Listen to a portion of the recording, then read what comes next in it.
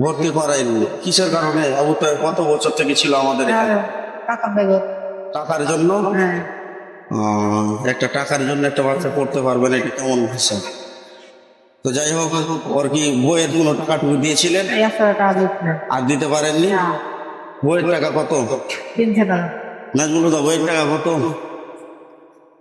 আর 100 টাকা মুখ দিয়েছিল, 120 টাকা। বইয়ের টাকা মোট 300 টাকা ভাই। আচ্ছা, সম্মানিত দর্শক, 300 টাকা বইয়ের টাকা, অথচ বইয়ের টাকাগুলো দিতে পারছে না, এমন একটা অভাবী মানুষ মোটামুটি আমরা দেখতে পাচ্ছি ওনারাকে। দেখি তোমার ব্যাগটা, দেখি আম্মু,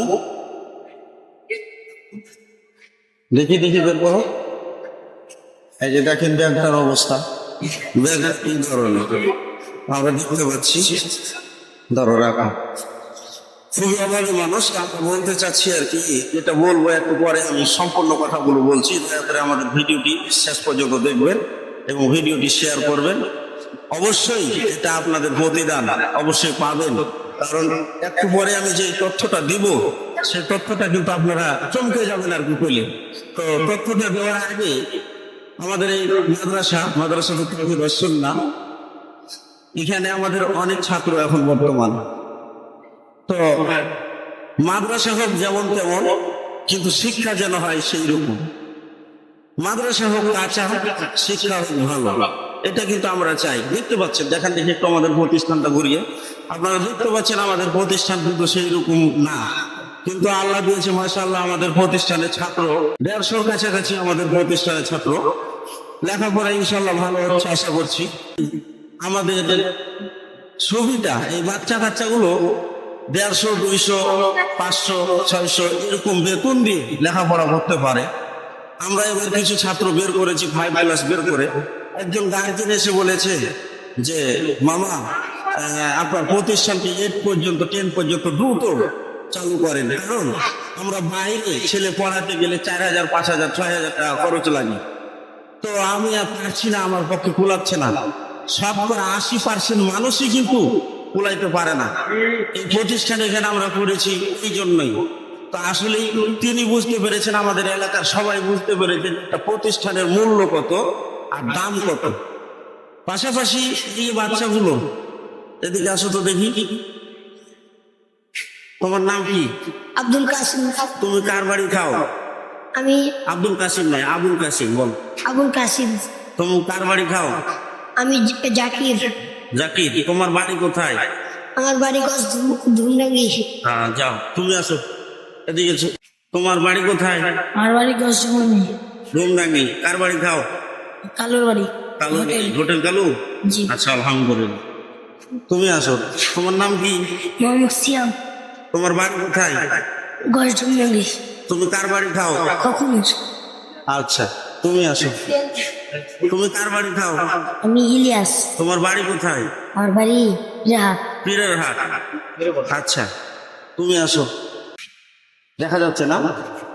তুমি কার বাড়ি খাও? মাইনুদ্দিন। মাইনুদ্দিন। আচ্ছা, তোমার বাড়ি কোথায়? রাহাত। দর্শক, এখানে মেলাগুলো ছাত্র আছে, অতগুলো নাম বলা সম্ভব না। আমরা যতগুলো ছাত্র দেখালাম এখানে অগণিত, প্রায় 50 জন ছাত্র আমাদের এখন এই গ্রামে পাড়া মহল্লায় লজিং খায়। তাহলে অবশ্যই বুঝতে পারছেন, এই লজিং খাওয়া মানে মানুষ যে লজিং খাওয়াচ্ছে, অবশ্যই সাতটায় জারিয়ে নেকি হবে। যতদিন লেখাপড়া করবে, এই লেখাপড়া করলে সাতটায় জারিয়ে নেকি হবে। পাশাপাশি নিজেদের যারা পরের ছেলেকে খাওয়াতে শিখে, তারা কখনো নিজের বাবা মাকে ফেলে দিবে না। আমরা চাচ্ছি এই গ্রামটাকে সোনার গ্রাম হিসেবে পরিচালিত করতে, সোনার গ্রাম হিসেবে এই গ্রামটাকে মানুষের সামনে তুলে ধরতে। যাই হোক, আপনারা বুঝতে পারলেন আমাদের নমুনা দেখে, আর আমরা লেখাপড়া সেই রকম ভাবে করতে চাচ্ছি। আপনারা আমাদের পাশে থাকবেন। এই যে আপুটাকে দেখছেন এখন, এই আপুটার সমস্যা হলো, ওনার স্বামী, উনি বলতে পারছে না পুরাটাই, ওনার স্বামী বর্তমান মনে করেন যে এক প্রকার প্রতিবন্ধী।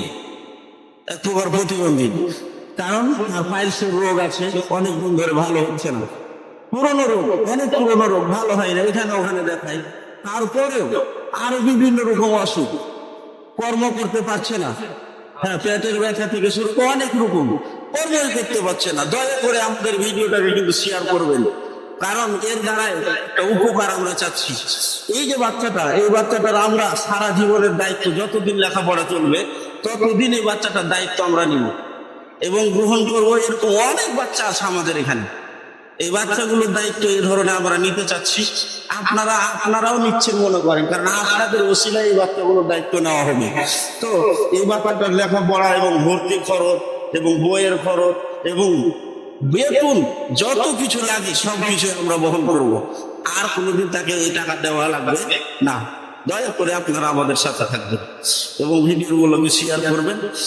আমাদের পেজটা অবশ্যই মনিটাইজ হয়ে গেছে, কিন্তু এই পেজটা থেকে যদি কিছু কামাইও হয় সেগুলো কিন্তু আমরা জনগণের সাথে ব্যয় করবো, গরিব গারবা যত আছে সেগুলোর কাছে দেওয়ার চেষ্টা করব।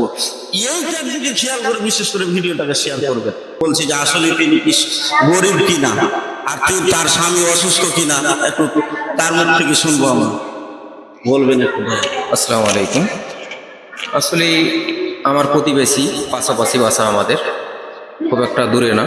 তো আসলে সে বর্তমান অবস্থা খুব করুণ, পেটের ব্যথা, পাইলস আরো অন্যান্য রোগ এসে রোগাক্রান্ত, চলার অবস্থা খুব কঠিনই বলা যায়।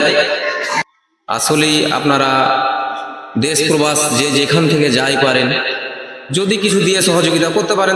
মহিলা মানুষ কি করবে? কত কর্ম করো, কয় টাকা দেয় মানুষ বলেন তো? কোনো কর্ম করলে কেউ কর্মে নিয়মিতও চায় না। কোথায় রান্না করে যেন, ওই রান্না করলে 1,500-2,000 টাকা দেয় মাসে। কি হয় বলেন তো? তাহলে এই যে সংসারটা, ওনার স্বামী একজন পঙ্গুর মতো পড়ে আছে, পঙ্গুই মনে করেন, তাহলে ওনার স্বামী চলবে কিভাবে? ঠিক মতো খেতে পায় না, ঠিক মতো চলতে পারে না, বসার জায়গাটাও নাই। দুই জায়গায় একটা নিয়েছে, সেই জায়গাটা এখন দাম দিয়ে টাকাটা কভার করতে পারে না। তো যদি আপনারা সেটাও পারেন তাহলে আপনারা অবশ্যই লক্ষ্য রাখবেন, অন্তত কিছু না পারলে কিছু খরচ পাতি, খাওয়ার খরচ ওর আব্বার, অথবা সংসারটার কিছু খাওয়া খরচ, অথবা ওর আব্বার অসুখের জন্য কিছু টাকা পয়সা আপনারা দিবেন এবং ভিডিওটা শেয়ার করবেন। যদি দিতে না পারেন তবু শেয়ার করবেন অন্তত ভিডিওটা শেয়ার করলে অবশ্যই আপনি কোনো ব্যক্তি যদি এই সংসারটার জন্য কিছু দেয় তাহলে ও দিয়ে যত নেকি পাবে আপনি শেয়ার করে হয়তো বা তার থেকেও বেশি নেকি পেয়ে যেতে পারেন। কারণ আপনার দেওয়ার নিয়ত আছে কিন্তু আপনি দিতে যে পারছেন না, এই জন্য আপনি শেয়ারেই হয়তো তার থেকে নেকি বেশি পাবেন। দয়া করে আপনারা আমাদের সাথে থাকবেন আর আমাদেরকে একটু ভালো কাজ করার সুযোগ করে দিবেন, যেন আমরা আপনাদের ওসিলা নিয়ে ভালো কাজগুলো করতে পারি এলাকায়। এই বলে আমি আমাদের ভিডিওটি শেষ করছি। আসসালামু আলাইকুম ওয়া রাহমাতুল্লাহি ওয়া বারাকাতুহু।